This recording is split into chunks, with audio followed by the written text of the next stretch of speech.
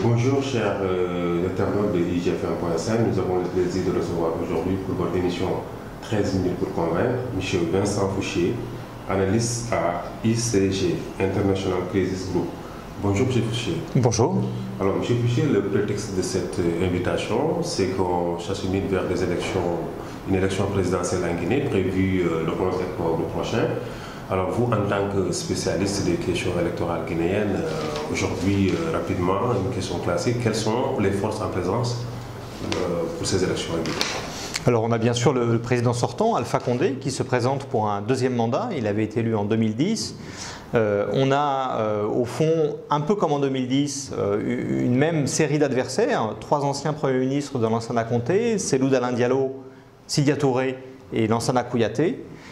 Cellou Dalein Diallo, qui dirige l'UFDG, était arrivé au deuxième tour contre Alpha Condé en 2010 et il est encore très bien placé pour être au deuxième tour probablement. Et puis ensuite on a trois candidats forestiers qui sont pour certains nouveaux et puis pour la première fois une candidate femme, Marie-Madeleine Dioubaté du Parti écologiste guinéen. Alors quels sont les enjeux de ces élections ? Alors bon, on est dans un pays qui a une expérience en fait assez récente de la démocratie électorale. L'élection de 2010, c'était probablement la première élection véritablement ouverte de l'histoire de la Guinée, même s'il y avait eu quelques élections sous Lansana Conté dans les années 90 et 2000. Et donc au fond, l'élection de 2010 et les législatives de 2013 avaient été marquées par des très fortes controverses électorales, beaucoup de discussions sur la qualité du scrutin, beaucoup d'accusations de fraude venant de l'opposition. Donc un des enjeux, c'est de voir où est-ce qu'on en est. Est-ce qu'on a fait des progrès? Est-ce qu'on a maintenant des élections, des systèmes électoraux plus solides? Les premières indications ne sont pas très bonnes, la controverse continue, l'opposition a encore formulé des accusations importantes envers la qualité du scrutin. L'opposition a demandé un report, donc on est déjà quand même un peu inquiet sur cette question-là. Mais voilà, il va falloir voir comment se passent ces élections. Puis le deuxième aspect évidemment à suivre, c'est qu'en Guinée, on l'a vu en 2010, en 2013, l'élection a quand même une dimension communautaire assez forte. Les principaux hommes politiques sont très très puissants dans leur communauté de base et au fond on a cette sorte cette question ethnique un peu qui est sous-jacente dans tous les moments électoraux qui suscite des inquiétudes et donc là aussi ce sera l'occasion de faire le point sur ça. Cette campagne a été émaillée par des violences. On a noté un mort et 80 blessés. Globalement, est-ce que cela augure de quelque chose de bon pour la suite du scrutin? Bon, c'est toujours l'affaire du verre à moitié plein et du verre à moitié vide. Les violences de campagne, c'est quelque chose d'assez classique en Guinée, ailleurs aussi, en Afrique de l'Ouest, c'est des choses qu'on connaît. Il y a eu cette fois-ci 3 incidents un peu significatifs. L'incident de Nzérékoré, le dernier, celui dont vous parlez, est le plus lourd. C'est évidemment inquiétant. Voilà, ça n'est pas non plus, faut pas non plus imaginer que la Guinée est au bord du génocide. Il faut savoir raison garder là-dessus. On a effectivement des militants très chauds dans des situations de campagne qui se croisent, des cortèges qui se rencontrent, et puis voilà, des chocs comme ça. Au final, quand même, on n'est pas au bord du génocide, Donc il ne faut pas non plus paniquer. Mais ce qui est vrai, c'est que le manque de confiance de l'opposition dans les institutions électorales, le fait que les institutions électorales n'aient pas vraiment été solidifiées suffisamment, ça c'est inquiétant parce que ça peut effectivement susciter des tensions. Et puis en Guinée, les tensions, elles peuvent aussi monter, il peut y avoir des représailles, des revanches. On avait vu ça en 2010, il y avait des incidents comme ça qui s'étaient un peu répandus à travers le pays.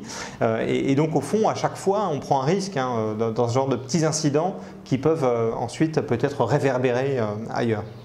Vous l'avez évoqué tout à l'heure dans vos explications, que l'opposition continue à critiquer un peu la CENI. Est-ce que ces critiques sont fondées selon vous? Alors l'opposition adresse un nombre de critiques importants à la CENI, mais aussi plus largement au fichier électoral qui est réalisé en partie par la CENI, mais aussi à la manière dont l'administration a géré un certain nombre de questions. Il y a eu un gros débat par exemple sur les exécutifs locaux qui a été en partie réglé, mais en partie seulement parce que finalement les exécutifs intérimaires ont été mis en place extrêmement tardivement et donc l'opposition n'est pas très contente de la façon dont ça s'est passé. Sur le fichier électoral, la controverse continue et sur la CENI aussi, effectivement, on est censé avoir une CENI paritaire où l'opposition et le gouvernement chances sont à égalité.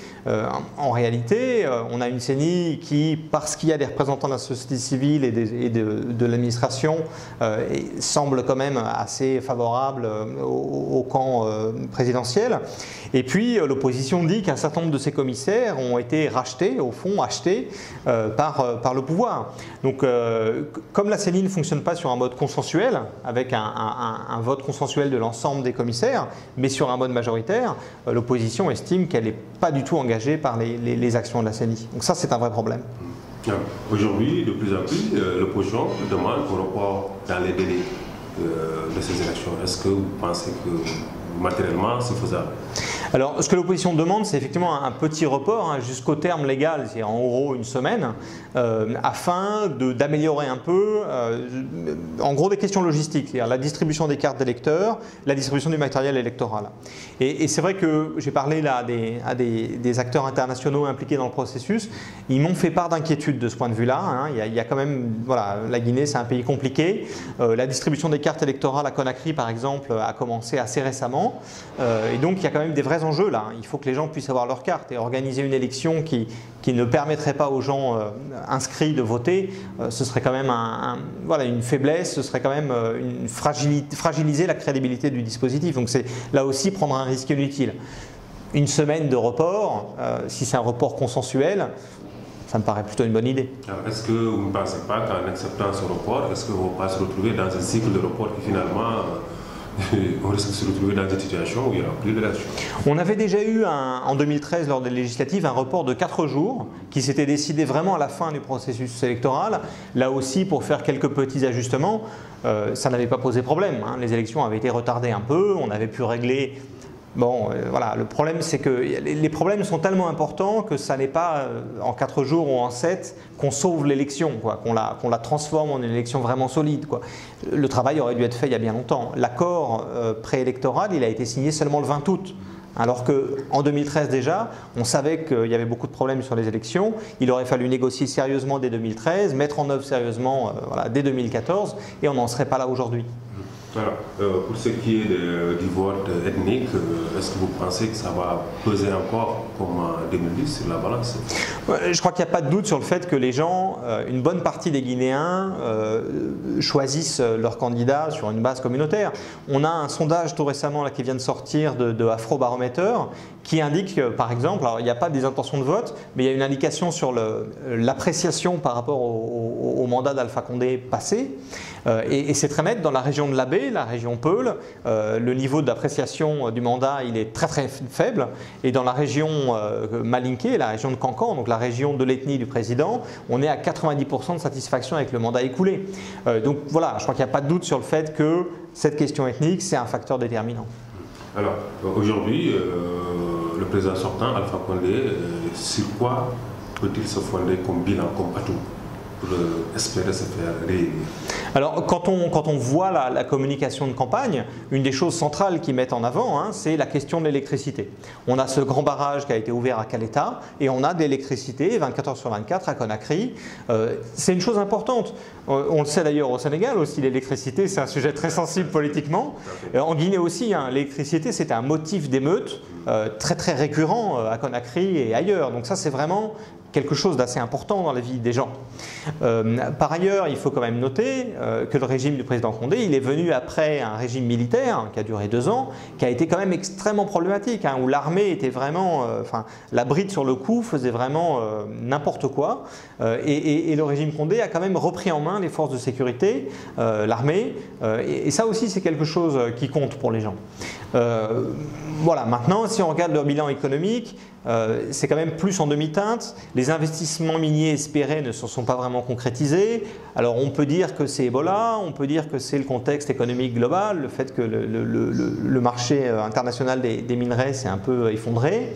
Bon voilà, il y a quand même des projets sur lesquels on comptait qui n'ont pas vraiment vu le jour.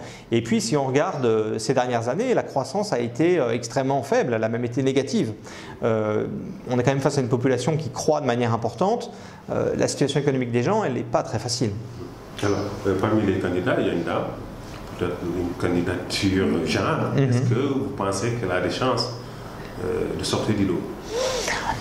Bon, je ne crois pas trop. Hein. Je pense que quand on voit d'ailleurs la campagne, enfin, qui a les moyens de faire campagne, c'est les grands partis classiques. Hein. C'est vraiment le RPG, l'UFDG, l'UFR, voilà, les candidats établis.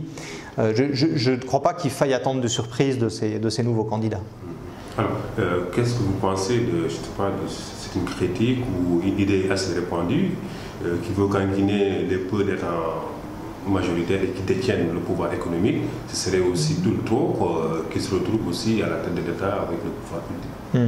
Alors, petite précision d'abord, les Peuls ne sont pas majoritaires en Guinée. Il y a des controverses sur les mesures démographiques. Hein. Le dernier recensement ethnique, il date de 1955, donc c'est pas tout jeune. Et à l'époque, les Peuls étaient environ 30% de la population. Voilà, donc c'est clairement une des plus grosses communautés avec les Malinké. Les deux plus grosses communautés de Guinée, clairement, sont Peuls et Malinké. Les Peuls ne sont pas une majorité en Guinée. A priori, mais on n'a pas de résultat sérieux depuis 60 ans. Hein. Donc 60 ans qu'on n'a pas de mesure de ça. Sur le fait que les Peuls, effectivement, sont très présents dans le secteur commercial, ça je crois qu'il n'y a pas de doute, effectivement, hein, il y a une vraie présence. Et effectivement, on avait vu en 2010 que l'affirmation par Cellou Dalein Diallo et l'UFDG que de cette force de la communauté Peul et de ce désir d'avoir un président Peul, premier depuis l'indépendance, c'est quelque chose qui avait suscité dans les autres communautés une forme de réaction. Maintenant, est-ce qu'on en est encore là? J'étais à Conakry au mois de juin, je discutais avec des Soussous et les Soussous disaient bon, nous on ne voulait pas trop qu'un Peul prenne parce qu'on avait été un peu inquiets face à cette sorte d'hégémonie, mais maintenant on voit le président Condé, au fond avec lui c'est que les Malinké, on n'est pas non plus content. Donc je ne sais pas exactement comment ce facteur-là va fonctionner cette fois-ci. Alors, dans la composition des partis politiques, est-ce que dans le parti de Condé par exemple, il y a des Peuls qui occupent des postes stratégiques, aussi chez Dalein Diallo, est-ce qu'il y a des Malinké, voilà, c'est le message. Oui, alors on parle beaucoup d'ethnicité quand on parle de Guinée, il faut quand même relativiser.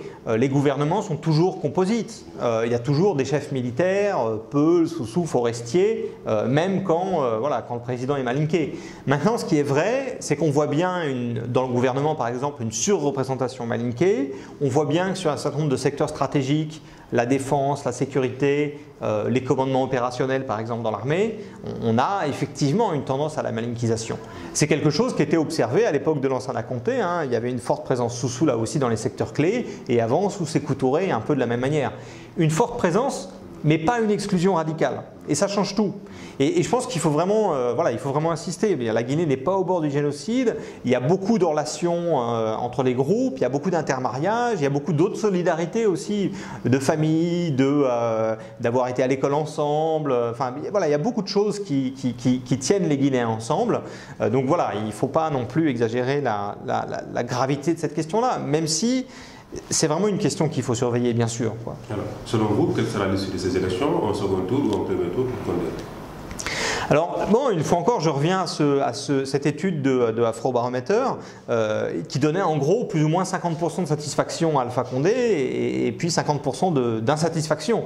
Donc, quand on voit ça, on se dit que c'est assez ouvert. Et si on regarde les législatives de 2013, elles étaient aussi, vraiment, les deux groupes se tenaient vraiment très proches l'un de l'autre. Donc, je crois que l'élection, elle est assez ouverte. Je crois qu'un deuxième tour est possible.